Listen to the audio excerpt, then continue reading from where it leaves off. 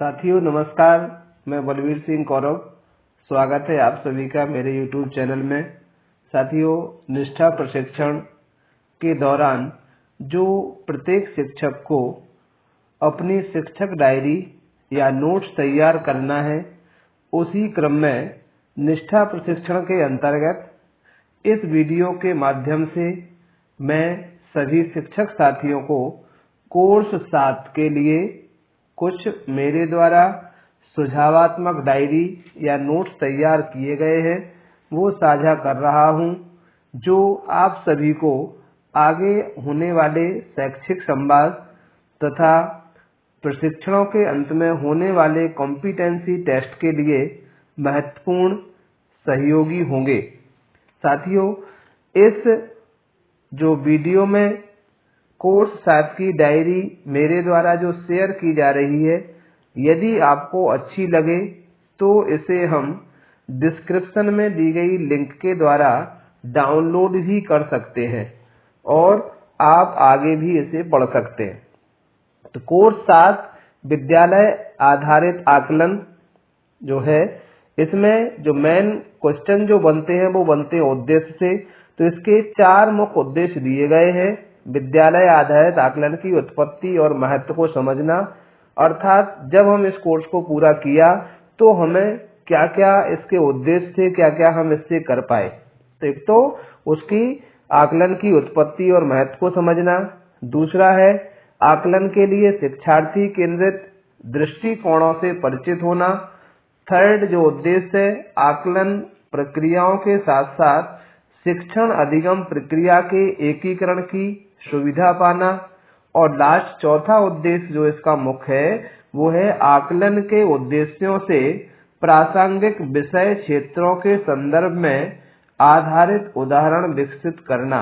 कि जो संदर्भ है उसका, किस विषय का हमें आकलन करना है, उसका कुछ उदाहरण हम उसके विकसित करें, किस टाइप से हम आकलन कर पाए। इसके बाद सामग्री की रूपरेखा के अंतर्गत 5 पॉइंट दिए गए हैं।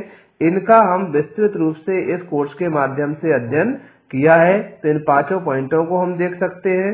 सबसे महत्वपूर्ण है हमारा इसमें पॉइंट 4, जो बिंदु 4 है विद्यालय आधारित आकलन। इसे शॉर्ट में मेरे द्वारा इन नोट्स में SBA लिखा गया है, स्कूल बेस्ड असेसमेंट। तो SBA के लिए आकलन कार्यनीति जो है, कार्यनीति या रणनीतियां कहें तो ये मुख्य है। एक तो है व्यक्तिगत सीखने का आकलन, कोई भी जो शिक्षार्थी है या विद्यार्थी है कैसे वो सीख रहा है, तो व्यक्तिगत सीखने का आकलन करना है हमें कि किस टाइप से वो सीख पा रहा है। समूह में सीखने का आकलन, रूब्रिक क्या है, सहकर्मी आकलन क्या है, स्व आकलन और पोर्टफोलियो और लिखित परीक्षा। तो इसमें ये जो 7 बिंदु दिए गए हैं 4 के अंतर्गत, ये सबसे महत्वपूर्ण है। और सबसे लास्ट बिंदु है इसका 5वां, वो है रिकॉर्डिंग और रिपोर्टिंग। फिर हमारा आ जाता है विद्यालय आधारित आकलन का परिचय, कि विद्यालय आधारित आकलन है क्या।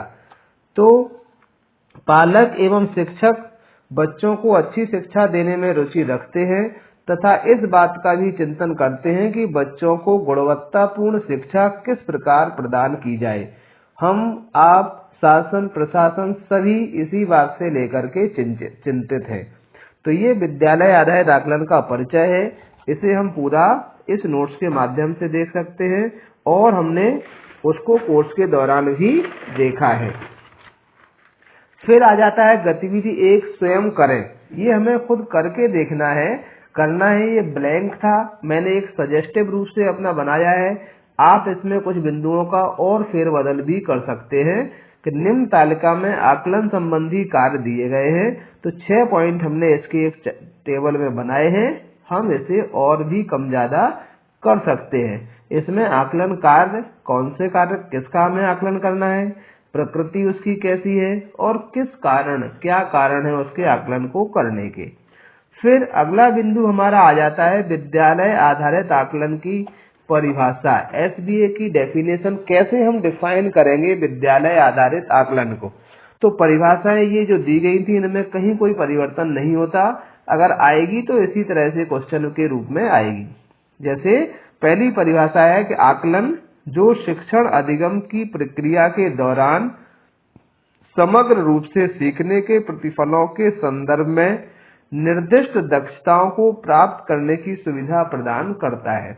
आकलन के माध्यम से ही हम पता लगा पाते हैं कि कोई भी विद्यार्थी मूलभूत दक्षताओं को ग्रहण कर पाया है या नहीं। अदरवाइज हम पढ़ाते जाएंगे, बच्चे पढ़ते जाएंगे, आकलन नहीं होगा तो पता नहीं लगेगा कि हमारा पढ़ाना कितना सार्थक है। एक तो परिभाषा ये है। 3 परिभाषाएं इसमें दी गई थी कोर्स के दौरान, तीनों को ही हमने यहाँ मेंशन किया हुआ है। सबसे छोटी है विद्यालयों में शिक्षकों द्वारा विद्यार्थियों का आकलन, ये होता है विद्यालय आधारित आकलन। इसके बाद है इसकी एसबीए की विशेषताएं। तो कुछ विशेषताएं मेन जो मेरे को उसमें लगी वो मैंने इसमें साझा की है। जैसे शिक्षक अधिगम और आकलन को एकीकृत करना, ये इसकी विशेषता है। तो इस तरह से इसकी कुछ विशेषताएं: शिक्षकों और व्यवस्था पर विश्वास करना, बच्चों में आत्मविश्वास को बढ़ाना, स्वाकलन और सहकर्मी आकलन के अतिरिक्त शिक्षक द्वारा आकलन के माध्यम से व्यापक बनाना। तो ये कुछ विशेषताएं हैं। फिर नेक्स्ट पॉइंट आ जाता है हमारा सीखने के प्रतिफल और आकलन के मानदंड। सीखने के प्रतिफल क्या होते हैं कि जो हमने सिखाया है आकलन के द्वारा यदि वो उस पर पूरा खरा उतरता है तो सीखने के प्रतिफल लर्निंग आउटकम्स जो हैं वो कोई भी विद्यार्थी प्राप्त कर रहा है। इसके क्या मापदंड हैं वो हमने शॉर्ट में समरी के रूप में यहाँ लिखा हुआ है। अधिगम आकलन में न केवल ये समझने की जरूरत है कि बच्चे को कैसे सीखने की इच्छा है, बल्कि आकलन के मानदंड को भी समझना जरूरी है। अनेक शिक्षक पाठ्यपुस्तकों को ही पूर्ण पाठ्यक्रम मानते हैं और पाठ पढ़ाने के बाद में क्या होता है, हम प्रश्नोत्तर उससे बच्चे से करा लेते हैं और समझते हैं कि उसने कर लिया, जबकि प्रश्नों को रट करके हम बच्चे से लर्निंग आउटकम की प्राप्ति को नहीं पहचान पाते। तो सही तरीके से हमें इसका आकलन करना है। प्रत्येक कक्षा के लिए विषयवार सीखने के प्रतिफल न केवल जिला, राज्य, राष्ट्रीय स्तर पर आकलन के मानदंडों की सूचना देते हैं, बल्कि विद्यालय समुदाय के सदस्यों को गुणवत्तापूर्ण शिक्षा देने के लिए सतर्क व सक्षम करते हैं कि हमें कैसे पढ़ाना है और क्या पढ़ाना है। इसके बाद आ जाता है नेक्स्ट हमारा एसबीए की अवधारणा। कि एसबीए की अवधारणा क्या है? एसबीए आकलन की वह प्रक्रिया है जिसे विद्यालय स्तर पर छात्रों के बेहतर तरीके से सीखने के लिए आयोजित किया जा रहा है। एसबीए के तहत हम कई उपकरणों और तकनीकों का प्रयोग कर सकते हैं, जैसे स्व आकलन, सहकर्मी आकलन। स्व आकलन क्या होता है इसका भी आगे विस्तृत रूप से परिचर्चा की गई है। सहकर्मी आकलन यहाँ संक्षिप्त में बता देता हूँ। स्व आकलन खुद के द्वारा किया गया आकलन, सहकर्मी उसके मित्रों के द्वारा किया गया आकलन, समूह कार्य आकलन समूह बनाते हैं पढ़ाने के लिए, प्रत्येक समूह के द्वारा जो कार्य किया जाता है उनका आकलन। तो इस तरह से ये विभिन्न प्रकार की अवधारणाएं एसबीए के अंतर्गत है। फिर आ जाता है हमारा आकलन का उद्देश्य। इसका उद्देश्य क्या है आकलन का? तो साथियों आकलन का उद्देश्य है कि सीखने छात्रों के प्रदर्शन या प्रगति के बारे में प्रासंगिक जानकारी एकत्रित करना या जमा करना। दूसरा उद्देश्य है सीखने की प्रक्रिया के बारे में निर्णय लेना। तो इस तरह से कुछ इसके उद्देश्य दिए गए हैं आकलन के। निम्नलिखित 5 बातों को सीखने सिखाने में आ रही परेशानियों को समझने में सहायक होती हैं। तो ये क्वेश्चन संख्यात्मक रूप से भी आ सकता है और ये आ सकता है कौन कौन सी बिंदु हैं जो सीखने सिखाने के लिए आवश्यक है। तो ये सीखने सिखाने के लिए जो आवश्यक बिंदु है वो है हमारे ज्ञान, निष्पादन, कौशल, रुचियां, दृष्टिकोण और अभिप्रेरणा। तो ये 5 मुख्य बातें हैं जो सीखने सिखाने के लिए आवश्यक है। फिर आकलन ही अधिगम है। आकलन ही अधिगम है ये क्या होता है कि यह शिक्षण अधिगम प्रक्रिया के दौरान अपने स्वयं के कार्यों का गंभीर रूप से आकलन, विचार, विश्लेषण करने के लिए छात्रों को अवसर प्रदान करता है। आकलन से बच्चों का आत्मविश्वास बढ़ता है। हम किसी भी बच्चे की परीक्षा लेते हैं, आकलन करते हैं, तो उससे उसका आत्मविश्वास बढ़ता है कि हमने जो सीखा था, जो हमें सिखाया गया है, वो हम प्रॉपर तरीके से सीख चुके हैं। फिर आता है अपनी समझ को परखें। इसके लिए भी कुछ बातें थी। तो जो हमने पढ़ा है उसी में से कुछ क्वेश्चंस थे और सत्य सत्य के रूप में दिए गए। तो पहली परख के लिए हमें 5 इसमें वाक्य दिए गए थे। इसमें जैसे सीखने के लिए मूल्यांकन में समग्र पाठ्यक्रम की विशेषताओं का मूल्यांकन किया जाता है, तो नहीं किया जाता, इसलिए इसमें लिखा है किया जाता है। तो ये वाक्य कैसा है? असत्य है। इस तरह से ये अपनी परख को समझने के लिए क्वेश्चन आंसर हमारे उसमें थे। गतिविधि 3 है स्वयं विचार करें।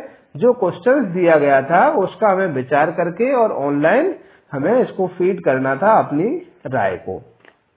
नेक्स्ट है हमारा विद्यालय आधारित आकलन की रणनीतियां। तो क्या क्या रणनीतियां हैं? मुख्य रूप से 4 महत्वपूर्ण कार्यनीतियां इसके लिए है। स्व आकलन, सहकर्मी, समूह कार्य आकलन और पोर्टफोलियो आकलन। तो ये पहले भी मैं बता चुका हूं शॉर्ट में कि स्व आकलन क्या है? जब शिक्षार्थी का या विद्यार्थी खुद का आकलन खुद करता है। दूसरा है सहकर्मी आकलन। तो सहकर्मी आकलन वह है जब विद्यार्थी के खुद का आकलन उसके सहयोगी करते हैं। तीसरा आ जाता है समूह कार्य में किया गया आकलन। पोर्टफोलियो क्या होता है कि जो बच्चे ने पूरे साल में जो वर्क किया है उसे उसने फाइलिंग की है। प्रत्येक विषय का अलग अलग होता है, वो भी सारणी इसमें दी गई है, तो उसके द्वारा किया गया आकलन। इसके बाद है हमारा सीखने के प्रतिफल का मूल उद्देश्य। तो मूल उद्देश्य ये दिए गए हैं। इसका मूल उद्देश्य है कि छात्र न केवल बहुविकल्पी प्रश्नों के उत्तर देने में सक्षम है या रहे, बल्कि लिखने की क्षमता का विकास भी हो। ऐसा नहीं कि हम एक प्रश्न के 4 उत्तर दे दिए, एक उस पे उसने अपने मन से भी टिक लगा दे और भगवान चाहे तो सही, नहीं हो तो नहीं, ऐसा नहीं। बच्चे में कुछ ऐसा हम सिखाते हैं जिससे उसका आत्मविश्वास भी बढ़े और सीखने में भी सक्षम हो। आकलन के क्या मानदंड है? हम कोई भी प्रश्न देते हैं तो उसमें कुछ देखते हैं किस तरह से लिख रहा है, उसके लिखने के जो अंकों का विवरण है, वर्गीकरण है, वो दिया जाता है। जैसे विषय सूची के लिए कोई क्वेश्चन दे दिया था यहाँ पे 4 इसके विषय सूची, सामंजस्य, भाषा और शब्द सीमा, चारों में अलग अलग है। 10 अंक का आकलन करना है तो बांट दिए, उसमें जितना वो करता है उसको हम उस हिसाब से मार्किंग कर देते हैं। फिर आ जाता है रूब्रिक्स। मेन क्वेश्चन है इसका है कि रूब्रिक्स क्या है? तो रूब्रिक्स एक मूल्यांकन उपकरण है। रूब्रिक्स जिसका निर्माण छात्रों का किसी भी क्षेत्र में प्रदर्शन का आकलन करने में किया जाता है। और एक क्वेश्चन ये बनता है कि रूब्रिक्स क्या है? तो यहां तक हो गया आंसर। कितने प्रकार का होता है? 2 प्रकार का, एक समग्र रूब्रिक्स, दूसरा होता है विश्लेषणात्मक रूब्रिक्स। फिर आ जाता है रूब्रिक्स के बाद समूह कार्य का आकलन। समूह अधिगम का आकलन। तो जो समूह अधिगम मतलब समूह के द्वारा जो सीखा गया है समूहों में, उनका आकलन करते हैं। सर्वेक्षण के द्वारा भी कर सकते हैं, निरीक्षण के द्वारा भी कर सकते हैं। विचार करें व कार्य भी करें, इस तरह से कुछ हम कर सकते हैं। साथी समूह का आकलन, हम अपने साथियों के लिए कुछ क्वेश्चन तैयार करते हैं, उसमें हम उनके स्तर या ग्रेडेशन को देखते हैं। स्तर 3 पर कब होगा, 2 पर कब होगा और 1 पर क्या कब होगा। तो हम उसी क्रम में उनके क्वेश्चनों को सेट कर लेते हैं। जैसे सहभागिता माने कोई कार्य हम करा रहे हैं तो उस कार्य में उस समूह की कितनी सहभागिता है, सभी ने भाग लिया या भाग तो लिया लेकिन कभी किसी ने ले लिया, कभी किसी ने ले लिया, तो ये क्या है? नियमित भाग नहीं लिया, मतलब 2 स्तर पर रहेगा। समय बर्बाद किया, मतलब भाग ही नहीं लिया, वैसे ही बातें करते रहे, तो वो 3रे स्तर पर होगा। इस तरह से हम प्रत्येक समूह का इन बिंदुओं के आधार पर, जो बिंदु हमने निर्धारित किए उसके आधार पर हम इसमें बना सकते हैं। फिर वही दिया है रूब्रिक्स के मानदंड कितने होते हैं? तो 4 मानदंड है। कौन कौन से मानदंड? सौंपे गए कार्य का विवरण, मानक स्तर जो हमने टेबल में दिए थे, इसके बाद आयाम और आयाम का मानदंड। गतिविधि 5 फिर हमें साझा करने के लिए दी थी, जो हम इस लिंक के माध्यम से हमने सभी शिक्षक साथियों ने, उम्मीद है उसको ऑनलाइन साझा की होगी, जो हमारे आकलन के उद्देश्य है उसके हिसाब से। इसके बाद स्व आकलन, ये हम पहले भी देख चुके हैं। स्वाकलन के बाद SBA प्रदर्शन, स्कूल बेस्ड असेसमेंट का प्रदर्शन। इसमें हम किसी भी विषय का पर चित्रकला पर आकलन करवा सकते हैं कि किसका चित्र अच्छा है, किसका चित्र अच्छा नहीं है, तो समूह के द्वारा, सहकर्मियों के द्वारा कर सकते हैं। और पोर्टफोलियो ये हमने देखा है। लास्ट में आ जाता है आपका लिखित परीक्षा, कि लिखित परीक्षा जो हमारी पुरानी पद्धति थी उसके हिसाब से भी कर सकते हैं, पहले से ही चली आ रही है। फिर है हमारा अपनी समझ को परखें, इसमें भी वही क्वेश्चन आंसर्स हैं। रिकॉर्डिंग व रिपोर्टिंग, तो हम इसकी रिकॉर्डिंग और रिपोर्टिंग करते रहते हैं। पर्यावरण शिक्षण अधिगम की कार्यनीतियों का चयन करना, कैसे हम उसका कराएंगे। सीखने के प्रतिफलों से जुड़े नमूने के आधार पर कुछ प्रश्न भी तैयार हम कर सकते हैं। इसके बाद है आपका भाषा का शिक्षा शास्त्र, और लास्ट में ये दिया गया है कुछ सारांश कि ये किस तरह से हमने विद्यालय आधारित आकलन को कर सकते हैं। तो ये आपका है व्यक्तिगत आकलन, सीखने के प्रतिफल, व्यक्तिगत में आकलन की रणनीतियां, समूहों का आकलन करेंगे। तो इस तरह से ये हमारा पूरा इसका सारांश दिया गया है। तो ये कुछ हमारे द्वारा बनाए गए संक्षिप्त नोट्स थे जो सभी शिक्षक साथियों के साथ हमने शेयर किए। साथियों, ये जो शिक्षक डायरी है, कुछ बीच में गैप हो गया है, इसीलिए बीच में 1-2 शिक्षकों की प्रशिक्षण की डायरी तो तैयार है लेकिन नहीं डाल पाई व्यस्तता के कारण। जब भी समय मिलेगा उन डायरियों को भी हम आपके साथ शेयर करेंगे। अगर किसी को वीडियो देखने में कोई परेशानी है तो हम जो हमारे वीडियो है इसको भी हमने ग्रुप्स बना दिए हैं, उस ग्रुप्स के माध्यम से हम उसे निकाल सकते हैं समूहों में कि हमें डायरी का ही वीडियो देखना है, तो उसको हम जैसे भी चाहें। अगर आपको वीडियो अच्छा लगा हो तो शेयर करें, लाइक करें, कमेंट्स करें। यदि आप पहली बार चैनल पर हैं तो चैनल को सब्सक्राइब करना ना भूलें। धन्यवाद।